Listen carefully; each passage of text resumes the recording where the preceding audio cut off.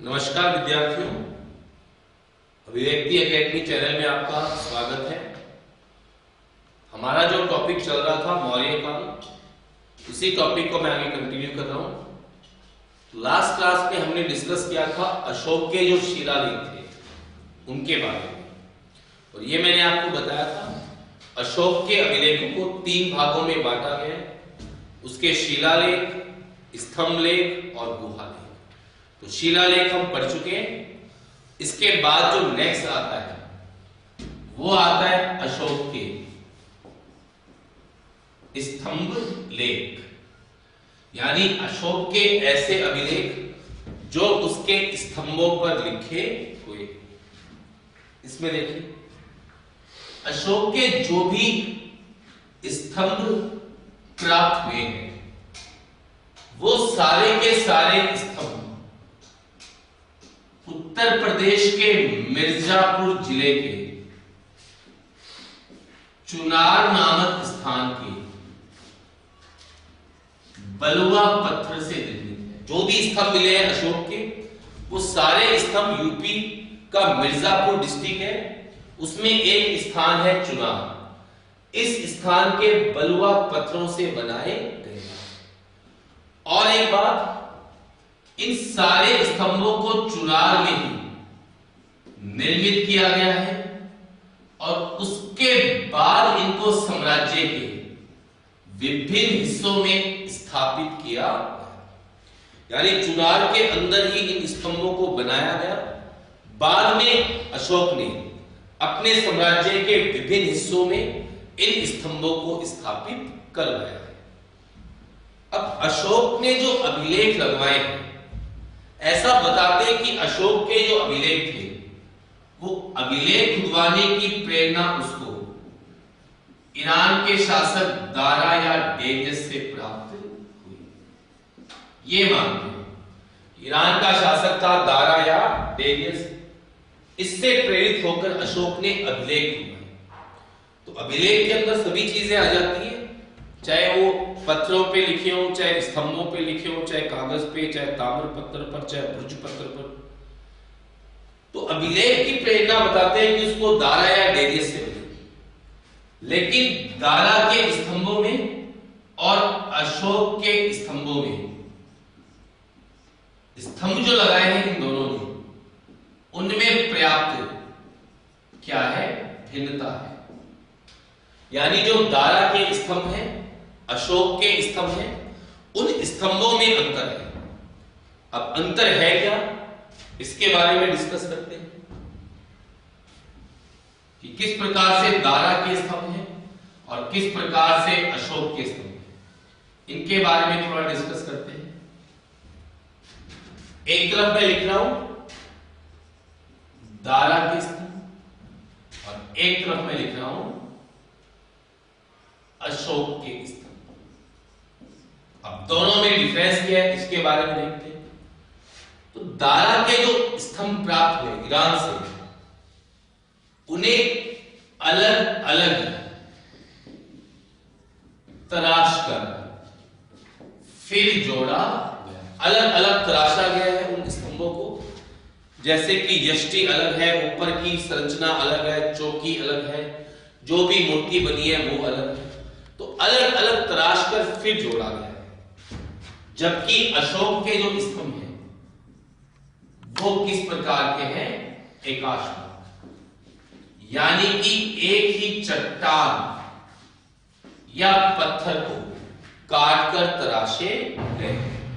तो एक ही चट्टान या पत्थर को काटकर तराशे गए हैं अशोक के स्तंभ। दूसरा देखो, दारा के स्तंभ नीचे से ऊपर तक बिल्कुल एक समान है, जबकि अशोक के स्तंभ नीचे से ऊपर तक क्रमशः क्या होते गए, पतले होते गए। इस प्रकार से तो नीचे से ऊपर तक अशोक के स्तंभ पतले होते गए, दारा के स्तंभ बिल्कुल एक समान है। इस प्रकार से तीसरा डिफरेंस, दारा के जो स्तंभ है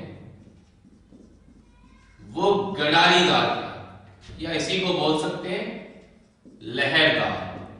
मतलब इस प्रकार से दोस्तों, जबकि अशोक के स्तंभ जो है ये बिल्कुल सपाट है, यहां पर किसी भी प्रकार की कोई डिजाइन नहीं है। दारा के स्तंभों में डिजाइन है, लहरदार है। अशोक के स्तंभ बिल्कुल क्या है, सपाट है। चौथा डिफरेंस, दारा के जो स्तंभ है उसमें अवांगमुखी कमल की आकृति नीचे। अवांगमुखी का मतलब क्या होता है वो बता देता हूं। अवांगमुखी का मतलब होता है उल्टे कमल के फूल की आकृति। तो दारा के स्तंभ में उल्टे कमल की आकृति नीचे है, जबकि अशोक में कैसी है, किस प्रकार से देखिए। ये जैसे स्तंभ हो, ये एक प्रकार की मेखला हो गई, ये तो यष्टि, ये कोई मेखला। तो दारा के जो अशोक के जो स्तंभ है उसमें इस प्रकार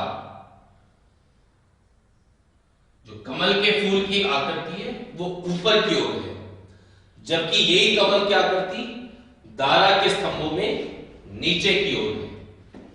चौथा डिफरेंस, पांचवा डिफरेंस, दारा के जो स्तंभ है वो चौकी पर बने हुए हैं, महलों में स्थित हैं, और दारा ने अपने पूर्वजों की मूर्तियां बनवाई थी शीर्ष पर, जबकि अशोक के जो स्तंभ है दोस्तों वो धरातल पर है, खुले आसमान के नीचे है, खुले में है, यानी उनको कवर नहीं किया गया, और उस पर उसने आकृति बनवाई है शीर्ष पर, किसकी, पशुओं की। यहां पर पशुओं की आकृति है। दारा के जो स्तंभ है वो लेख विहीन है और पॉलिश विहीन है।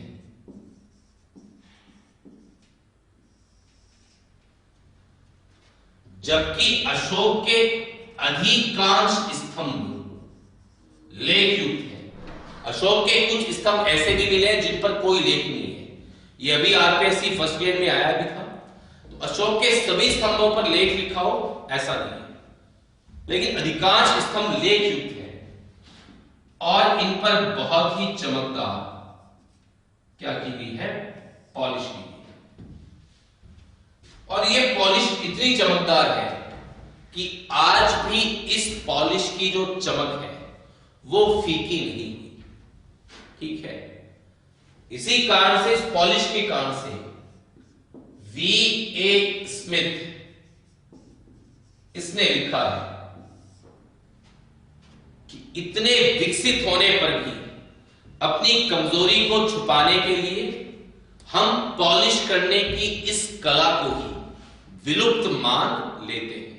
यानी आज हम इतने एडवांस हैं, फिर भी हम ऐसा कोई दावा नहीं कर सकते किसी पॉलिश के लिए कि उसकी चमक फीकी नहीं होगी। जबकि आप देख सकते हैं अशोक के स्तंभ खुले हुए हैं, वर्षा भी होती है, धूप भी लगती है, पर उस पॉलिश की चमक फीकी नहीं। एक बार इतना मैं आपको वापस बताता हूं। अशोक के जो स्तंभ है वो सारे के सारे स्तंभ उत्तर प्रदेश के मिर्जापुर डिस्ट्रिक्ट में चुनार नामक एक स्थान है, उसके बलुआ पत्थरों से बने हैं। उनको चुनार में ही बनाया गया, बाद में साम्राज्य के विभिन्न हिस्सों में भेजा गया। तो अशोक ने जो ये अभिलेख खुदवाए थे, चाहे शिलालेख हो, स्तंभ लेख, तो ऐसा मानते हैं कि इसकी प्रेरणा उसको ईरान के शासक दारा से मिली। लेकिन दारा ने जो स्तंभ लगवाए ईरान में, अशोक ने जो स्तंभ लगवाए अपने साम्राज्य में, उन स्तंभों में डिफरेंस है। क्या डिफरेंस है देखिए, दारा के स्तंभ अलग अलग तराश कर जोड़े गए, अशोक के स्तंभ एकाश्म, यानी एक ही चट्टान या एक ही पत्थर को काटकर तराशे गए। हालांकि इसका अपवाद भी मिलता है एक रामपुरवा का। रामपुरवा का जो स्तंभ है उसको जोड़ा गया था। नीचे से ऊपर तक एक समान है, ये नीचे से ऊपर तक पतले होते गए। ये गडारीदार या लहरदार है इस प्रकार से, ये बिल्कुल सपाट है। इनमें अवान मुखी कमल नीचे की, उल्टा कमल का फूल जो नीचे बना हुआ है, इसमें ऊपर है इस प्रकार से। इसने अपने स्तंभ चौकी पर बनवाए, महलों में लगवाए, अपने शीर्ष पर मतलब कि जो टॉप होता है उस पे पूर्वजों की मूर्तियां बनवाई। अशोक ने अपने स्तंभों को धरातल पे लगवाया क्योंकि बहुत ही वजनी थे, बहुत वजन के थे। इसके अलावा खुले में थे, कोई इनको कवर नहीं किया, और शीर्ष पर पशुओं की मूर्तियां बनवाई गई। लेख विहीन है, पॉलिश विहीन है। अशोक के स्तंभ लेख युक्त है, हालांकि कुछ स्तंभ लेख विहीन भी है, और पॉलिश युक्त है, और चमकदार, बहुत ही कांति युक्त चमकदार पॉलिश की गई है। और इतनी चमकदार पॉलिश है कि आज भी इसकी चमक फीकी नहीं है। तो इस पॉलिश के लिए एक लेखक हुए विंसेंट आर्थर स्मिथ। तो विंसेंट आर्थर स्मिथ ने इस पॉलिश के लिए लिखा है कि इतने विकसित होने पर भी अपनी कमजोरी को छुपाने के लिए हम इस पॉलिश करने की कला को ही विलुप्त मान लेते हैं। ठीक है, आगे बढ़ते हैं। अब अशोक के जो स्तंभ लेख हैं उनको भी हम दो भागों में डिवाइड करते हैं, जैसा कि हमने शिलालेखों को किया। तो अशोक के स्तंभों को भी हम दो भागों में डिवाइड करते हैं। एक तो है उसके वृहद स्तंभ जो कि बड़े स्तंभों पे लिखे हैं, एक है लघु स्तंभ जो कि छोटे स्तंभों पर लिखे हुए हैं। तो दो भागों में डिवाइड किया जाता है अशोक के भी स्तंभों को। तो पहला हम डिस्कस करने जा रहे हैं अशोक के वृहद स्तंभ लेख। अब ये वृहद स्तंभ लेख या बड़े स्तंभ किन किन स्थानों से मिले हैं ये डिस्कस कर लेते हैं।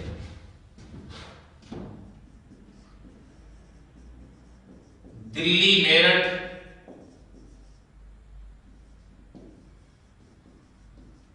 दिल्ली टोबरा,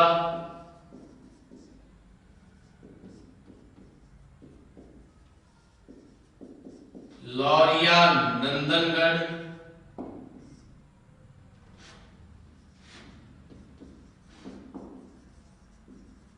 लौरिया अरेराज,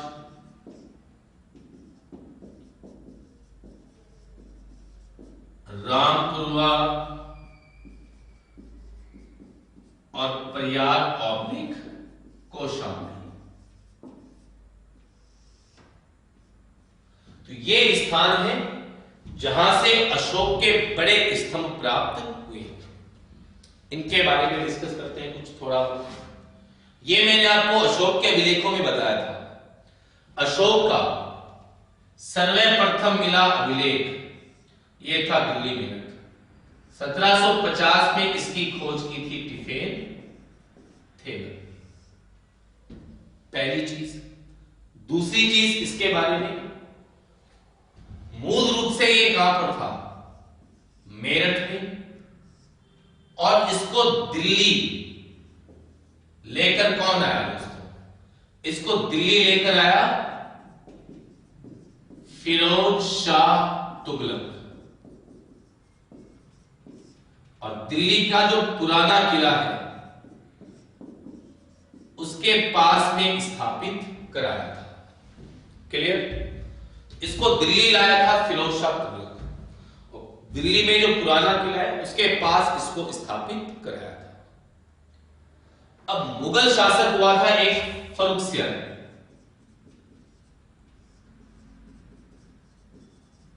तो मुगल शासक फर्रुखसियर के समय बारूद खाने में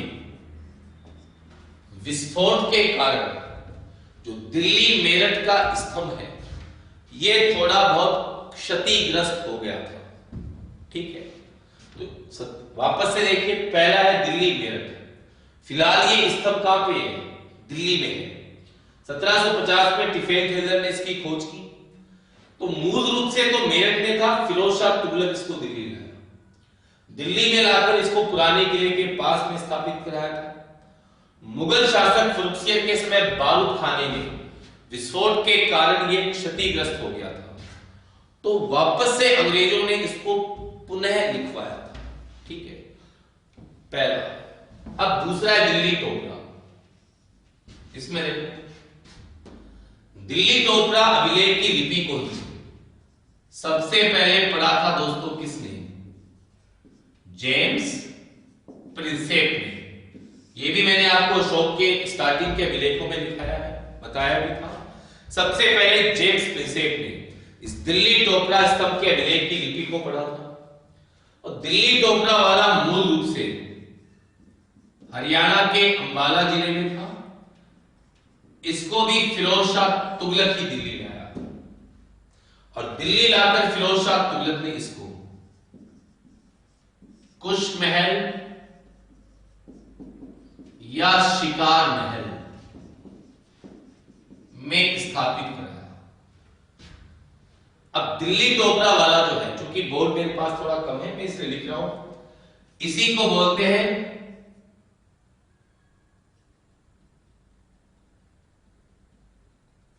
भीमलाट, सुनहरी लाट, शिवालिक लाट,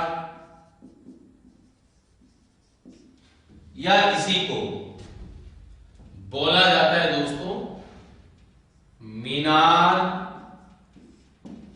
ए जरी। वापस से देखना, स्तंभ लेखों को भी दो भागों में बांट दिया, वृहद स्तंभ, लघु स्तंभ। पहले पढ़ रहे इसके वृहद स्तंभ, जो बड़े स्तंभ है। अब ये इन स्थानों पे मिले हैं। दिल्ली मेरठ वाला अभी दिल्ली में है। सबसे पहले 1750 में टिफेन थेलर ने खोजा। इस मेरठ में था, मूल रूप से दिल्ली लाया था फिरोज शाह तुगलक, और दिल्ली में पुराना किला जो है वहां पे स्थापित करवाया। मुगल शासक फर्रुखसियर के समय जो बारूद खाना था उसमें विस्फोट के कारण क्षतिग्रस्त हो गया था, तो इसको पुनः लिखवाया। दूसरा है दिल्ली टोपरा। इसी दिल्ली टोपरा स्तंभ की लिपि को पढ़ा था सबसे पहले जेम्स प्रिंसेप ने। तो ये मूल रूप से हरियाणा के अंबाला डिस्ट्रिक्ट में था। इसको भी फिरोज शाह तुगलक दिल्ली लाया, और दिल्ली लाकर अपने कुश महल या शिकार महल में स्थापित कराया। अब दिल्ली टोपरा वाले को ही बोलते हैं भीमलाट, सुनहरी लाट, शिवालिक लाट या मीनार ए जरी। ठीक है, और एक चौहान शासक हुए हैं विग्रह राज चतुर्थ। अजमेर के चौहान शासक थे विग्रह राज चतुर्थ। तो विग्रह राज चतुर्थ का भी खुदा हुआ अभिलेख मिलता है इस अभिलेख। अब मैंने अभी आपको बताया कि दोनों स्तंभों को फिरोज शाह तुगलक दिल्ली लाया। ये कौन सी पुस्तक में लिखा है? तो ये लिखा हुआ है दोस्तों, यहीं पे मैं लिख देता हूं, शम्स ए सिराज अफीक। शम्से सिराज अफीक की एक पुस्तक है, तारीख ए फिरोज शाही। तो तारीख ए फिरोज शाही में लिखा है शम्से सिराज अफीक ने कि इन दोनों स्तंभों को फिरोज शाह तुगलक दिल्ली लेकर आया। इसके अलावा एक और महत्वपूर्ण बात, एक पुस्तक है दोस्तों जिसका नाम है सीरत ए फिरोज शाही। ये लिखी है मोहम्मद हामिद कुरैशी ने। तो इस पुस्तक में उस नाव का चित्र बना हुआ है जिस नाव के अंदर रखकर इन्हें यमुना नदी के जरिए दिल्ली में लाया गया था। ठीक है, तो ये उस नाव का चित्र है इस पुस्तक में। बाकी शम्से सिराज अफीक ने तारीख ए फिरोज शाही में इसका उल्लेख किया है। अब तीसरा पढ़ते हैं लौरिया नंदनगढ़। ये तीनों के तीनों जो स्तंभ हैं, ये कौन से स्टेट में है? बिहार। अब मैं ऊपर वाले ये दोनों मिटा रहा हूं ताकि आपको बाकी समझा सकूं। आप इसका स्क्रीनशॉट ले लो ताकि आप इसको लिख सको, नोट्स बनाने हो तो आपको।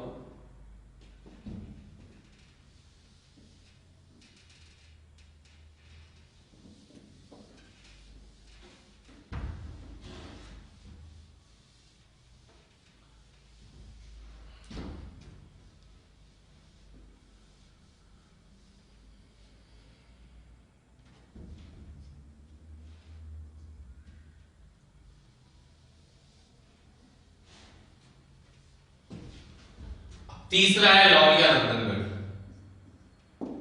इसमें देखिए तो लौरिया नंदनगढ़ वाला जो है ये अशोक का सर्वाधिक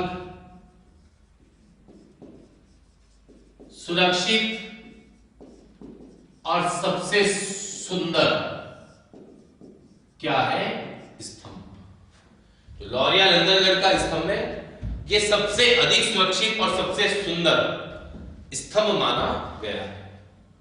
ठीक है, इसमें हंस को मोती चुभते हुए दिखाया गया है लौरिया नंदनगढ़ वाले में। इस पर मुगल शासक औरंगजेब का भी अभिलेख खुदा है। इसके अलावा अंग्रेज अधिकारी है ल्यूब्यून बॉर्नी, इसका भी अभिलेख खुदा हुआ है। तो लौरिया नंदनगढ़ वाला जो है ये अशोक का सबसे सुरक्षित और सुंदर अभिलेख है। ठीक है, इसमें मोती को हंस चुभते हुए दिखाया, हंस को मोती चुभते हुए दिखाया है। औरंगजेब का फारसी में भी लिखा हुआ अभिलेख है और अंग्रेज अधिकारी है ल्यूब्यून बॉर्नी, इसका भी 1792-93 ईस्वी का अभिलेख खुदा हुआ है। इसी प्रकार से लौरिया अरेराज रामपुरवा, तो रामपुरवा वाला जो स्तंभ है उस पे आकृति बनी है किसकी? सिंह की।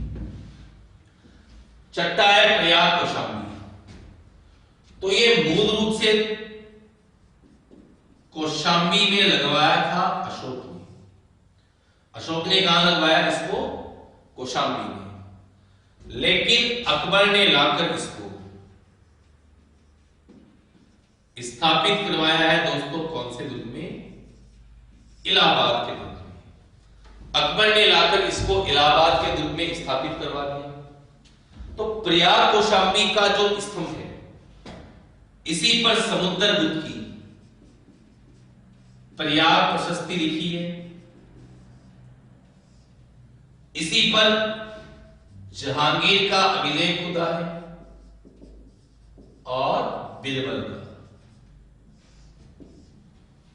ठीक है,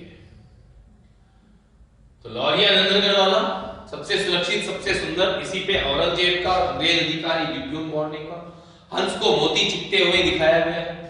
लौरिया अरेराज ये बिहार में है, रामपुरवा ये भी बिहार में है। तो रामपुरवा वाला जो स्तंभ है, रामपुरवा से दो स्तंभ मिले, एक पर अभिलेख लिखा है, एक पर अभिलेख नहीं लिखा। तो ये अभिलेख लिखा है वो वाला है, इस पर तो आकृति है सिंह की। जिस पर अभिलेख नहीं लिखा उस पर आकृति है वृषभ बैल की। प्रयाग कौशाम्बी, तो अशोक ने तो कौशाम्बी में लगवाया था, अकबर ने लाकर इलाहाबाद के दुर्ग में लगवाया। इसी पर खुदी है समुद्रगुप्त की प्रयाग प्रशस्ति, इसी पर जहांगीर का लेख भी लिखा है और इसी पर बीरबल का लेख भी लिखा है। क्लियर दोस्तों?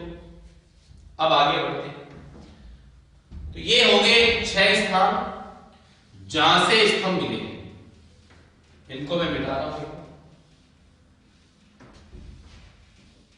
और इन 6 स्थानों से जो स्तंभ मिले हैं इनमें जो भी बातें लिखी है, अभिलेख लिखा हुआ है, सारा का सारा ब्राह्मी लिपि में लिखा हुआ है। अब जैसे ये मैंने स्तंभ ले लिया दिल्ली टोपरा वाला, ये मान लीजिए दिल्ली टोपरा का स्तंभ है। अब लिखा क्या गया है इस स्तंभों पर? ये मान लो मैंने किसी भी एक स्थान का स्तंभ ले लिया, बातें बिल्कुल सेम टू सेम लिखी गई है, एक जैसी। जो दिल्ली मेरठ वाले में पहले नंबर पे है, जो चीज लिखी गई है वही दिल्ली टोपरा वाले में भी पहले नंबर पे है, वही लौरिया नंदनगढ़ वाले में भी पहले नंबर पे है, वही लौरिया अरेराज वाले में भी पहले नंबर पे है। बात एक समान लिखी गई है, फर्क केवल इतना है कि दिल्ली टोपरा वाले में 7वां अलग से लेख लिखा हुआ है, वरना सभी स्थानों के स्तंभों पर कुल कितने लेख लिखे हुए हैं? 6। ठीक है दोस्तों, यहां तक एक जैसे लेख लिखे हैं सभी स्थानों के वृहद स्तंभों पर, बड़े स्तंभ मिले जो, केवल दिल्ली टोपरा वाले में 7वां लेख अलग से मिलता है। ठीक है, बाकी के जो 6 लेख हैं वो इन 6 के 6 स्थानों पर एक जैसे लिखे गए। अब लिखा क्या गया है? पहले में लिखा है कि मैंने शासन के 26वें वर्ष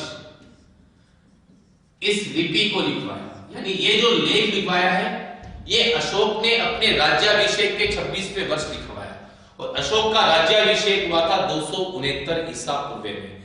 ये मैंने आपको अशोक के अंदर बताया था कि 273 ईसा पूर्व में उसने खुद को मगध का शासक घोषित किया। 4 वर्ष लगे उसको अपने भाइयों के विद्रोह को दबाने में, तो राज्याभिषेक उसका 269 ईसा पूर्व में।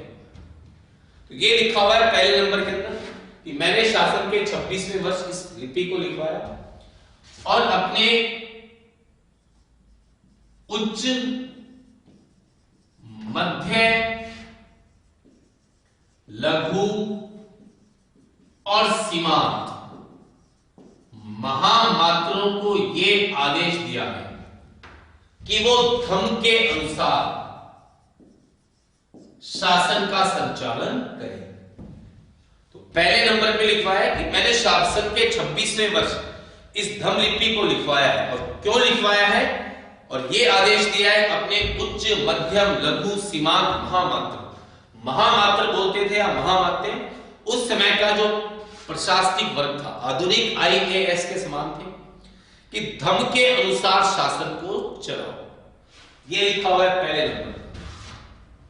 अब दूसरे में अशोक ने पूछा है कि धर्म क्या होता है। दूसरे वाले में अशोक पूछता है कि धर्म क्या होता है, फिर इसका उत्तर भी खुद ही दे रखा है कि अल्प पाप, यानी अपासीनो, लोगों के प्रति दया, करुणा, सहनशीलता, ये सब चीजें ही क्या है? धम्म है। दूसरे नंबर के अंदर पूछा है अशोक ने किम चू धमे, धम्म क्या होता है। फिर इसका आंसर भी दिया है कि अपासीनव यानी अल्प पाप, लोगों के प्रति दया रखना, करुणा रखना, सहनशीलता, ये सब चीजें ही धम्म है। तीसरे में लिखा है मनुष्य अपने सुकृत्यों को देखता है, जो भी अच्छे कार्य करता है उसको देखता है, पर अपने द्वारा किए गए बुरे कार्यों को नजरअंदाज करता है। जो भी अच्छे काम करती है वो तो देखता है, जो बुरे काम कर रहा है वो उनको वो नजरअंदाज करता है। चौथे में लिखा है कि मैंने किस अधिकारी की नियुक्ति की है? रज्जुक। पूरा क्या लिखा है कि जैसे मां अपने बच्चे को एक कुशल धाय को सौंपकर निश्चित हो जाती है, उसी प्रकार मैंने प्रजा के कल्याण के लिए रज्जुक नामक अधिकारी की नियुक्ति की है। ठीक है, और मैंने रज्जुक को यह आदेश दिया है कि वो सभी नागरिकों पर एक समान न्याय संहिता लागू करे। देखिए अशोक कितने वर्ष पहले भी न्याय की समता के सिद्धांत को मानता था। कभी भी क्वेश्चन आए कि अशोक के किस अभिलेख से न्याय की समता का सिद्धांत मिलता है? कौन से अभिलेख से मिलता है दोस्तों? चौथे वृहद स्तंभ लेख। क्योंकि अशोक ने यह कहा है कि सभी नागरिकों पर एक समान न्याय संहिता को लागू किया जाए। क्लियर? पांचवें में लिखा है ऐसे 23 प्राणियों की सूची है जिनके वध को निषेध किया गया है, यानी पशुवध निषेध किया गया है। मैं एक बात यहां बताना भूल गया आपको चौथे वृहद स्तंभ लेख में यह भी लिखा है कि मृत्युदंड प्राप्त व्यक्ति को प्रायश्चित के लिए कितने दिन का समय दिया जाए? 3 दिन। यानी यह पता चलता है कि कलिंग युद्ध के बाद भी अशोक ने अपने साम्राज्य में मृत्युदंड को बंद नहीं किया। इसका भी पता किससे चलता है? चौथे वृहद स्तंभ लेख से। 5वें में उन 23 प्राणियों की सूची है जिनके वध को निषेध किया है। इसके अलावा अशोक ने यह भी लिखा है कि मैं पिछले 26 वर्षों में 5 बार कैदियों को क्या कर चुका हूं। यह भी लिखा है अशोक ने कि पिछले 26 वर्षों में मैं 5 बार इन कैदियों को रिहा कर चुका हूं। चौथे में क्या लिखा है? चौथे में लिखा है कि अधिकारी जनता की सेवा करते रहे, इसलिए मैं समय समय पर अधिकारियों की भी क्या लेता हूं? परीक्षा लेता हूं कि मेरे जो कर्मचारी है, ऑफिसर्स हैं, वो सही तरीके से काम कर रहे हैं कि नहीं कर रहे, इसका भी मैं इसको भी चेक करता रहता हूं। ये लिखा है 6 में। तो इन 6 स्थानों से जो स्तंभ मिले, प्रत्येक स्थान के स्तंभ पर इन 6 बातों को लिखा है, सेम टू सेम। ये वाली चीज प्रयाग कौशाम्बी में लिखी है, रामपुरा में भी, तो इसमें भी, सब में सेम सेम है।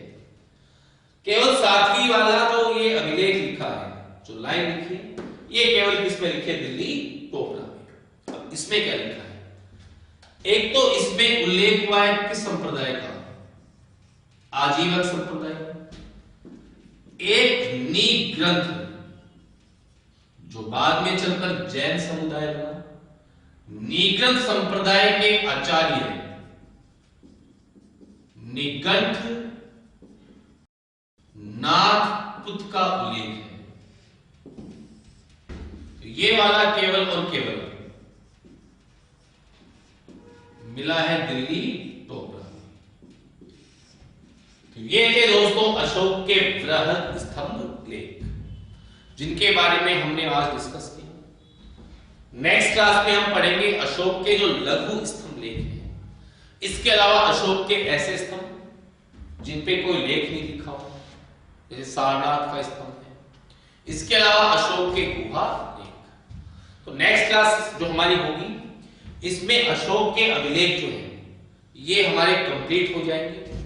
और आपको अभी तक जितना भी पढ़ाया है, इससे संबंधित आपको कोई भी क्वेश्चन हो, कोई भी आप जानकारी प्राप्त करना चाहिए, तो आप जो मैसेज होता है उसके माध्यम से वहां छोड़ सकते हैं प्रश्न, कमेंट बॉक्स में छोड़ सकते हैं। जो भी आपका क्वेश्चन हो, जो भी टॉपिक पढ़ाए जा चुके हैं उनसे संबंधित, चाहे मेरा ही नहीं, किसी भी सब्जेक्ट का हो, चाहे आपके लिए ज्योग्राफी के लिए हो, पॉलिटी के लिए हो, चाहे आपके लिए साइको के लिए हो, जो भी सब्जेक्ट का क्वेश्चन हो आप छोड़ सकते हैं। हम यथासंभव प्रयास कर रहे हैं कि आपको घर बैठे बैठे वैसा ही शैक्षणिक माहौल हम उपलब्ध करा सकें, ताकि आपकी पढ़ाई जो है ये बाधित ना हो। धन्यवाद दोस्तों, आपका दिन शुभ रहे।